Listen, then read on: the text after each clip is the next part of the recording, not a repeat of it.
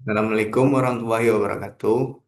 Perkenalkan, nama saya Arif Prayuda dengan NIM 04243659 dari Prodi Ilmu Hukum Universitas Terbuka.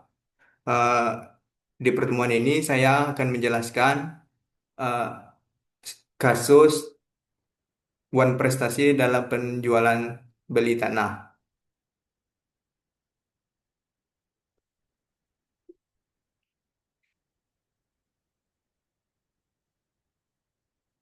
Latar belakang kasus yaitu ada perkara yaitu Wan Prestasi perjanjian jual beli tanah.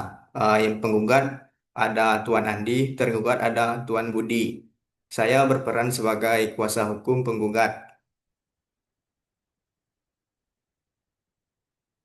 Eh, dalam kronologi perkara, eh, saya bertindak sebagai kuasa hukum penggugat berdasarkan surat kuasa yang telah kami serahkan kepada majelis hakim.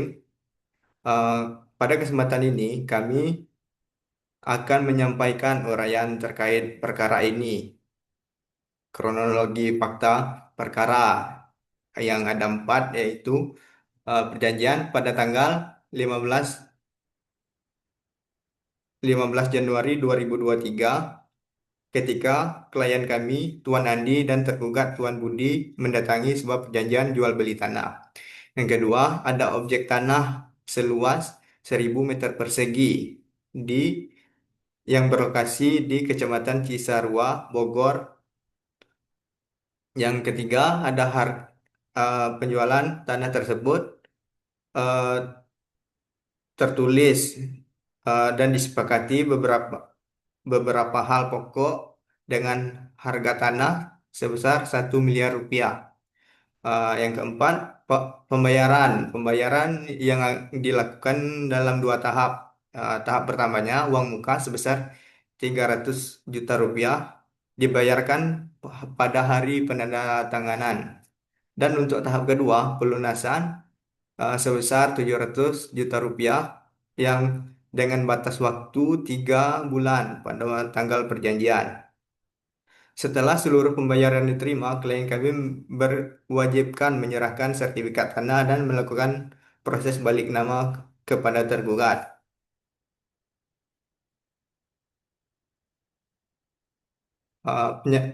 Pelanggaran perjanjian. Uh, yang mulia, saya telah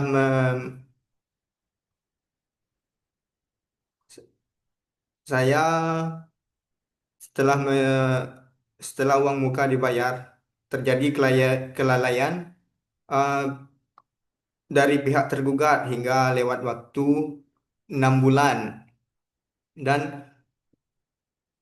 kami telah melakukan somasi sebanyak 2 kali, tapi diabaikan oleh tergugat. Dan berikutnya, alasan tidak melakukan pembayaran dalam 6 bulan ini karena pinjaman uang bank belum cair.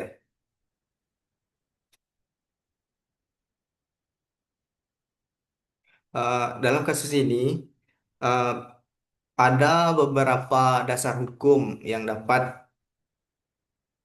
dasar hukum eh, yang yang tergugat telah melakukan prestasi berdasarkan KUH Perdata. Hal ini didasarkan pada ketentuan berikut. Berdasarkan pasal 123 1238 KUHP Perdata, kelalaian setelah somasi.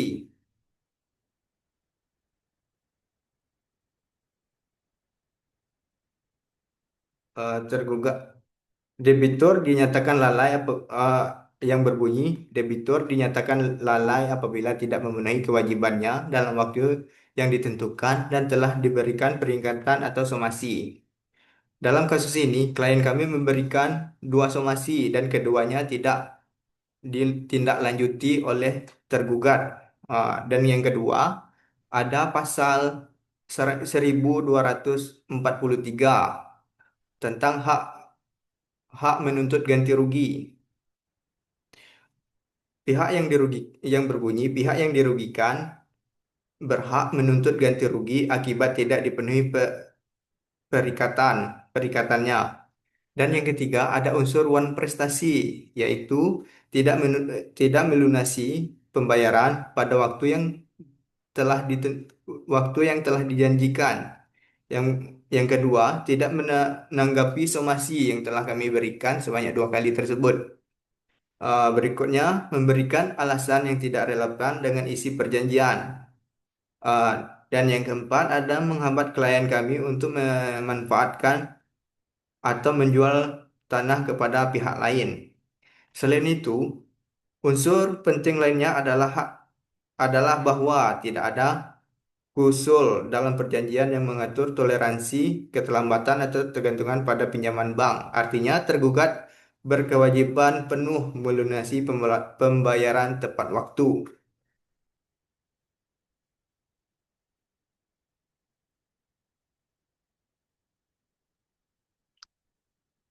Dan dalam kasus ini, eh, kerugian yang penggugat eh, penggugat rugi, eh, apa kerugian kesempatan ekonomi karena ti- tanah tidak dapat dijual kepada pihak lain selama menunggu komitmen tergugat. Yang berikutnya, kerugian waktu dan biaya akibat pengurusan somasi dan proses hukum. Dan yang ketiga, potensi kerugian nilai tanah, mengingat harga tanah dapat berubah selama periode penundaan tanpa dasar. Berdasarkan eh, kerugian tersebut, penggugat berhak atas pemulihan hukum yang layak. Ah, ah, dan untuk pertanyaan yang akan kami ajukan pada tergugat itu ada 7 pertanyaan, yaitu yang pertama, apakah benar saudara menerima perjanjian jual beli tanah pada tanggal 15 Januari 2023? Dan yang kedua, apakah saudara mengetahui bahwa batas waktu pelunasan telah disepakati selama 3 bulan ini? Dan ketiga, apakah saudara mengetahui bahwa sehingga 6 bulan sejak penandatanganan saudara belum melunasi pembayaran? Yang keempat, apakah benar saudara menerima somasi dan dari penggugat pada 2 kesempatan yang berbeda? Dan yang kelima, apakah terdapat alasan hukum yang sah bahwa saudara tidak melakukan pembayaran pada waktunya? Yang keenam, apakah benar alasan keterlambatan saudara adalah karena belum mendapatkan pinjaman bank? Dan yang ketujuh, apabila alasan tersebut tertuang dalam perjanjian atau disetujui oleh penggugat.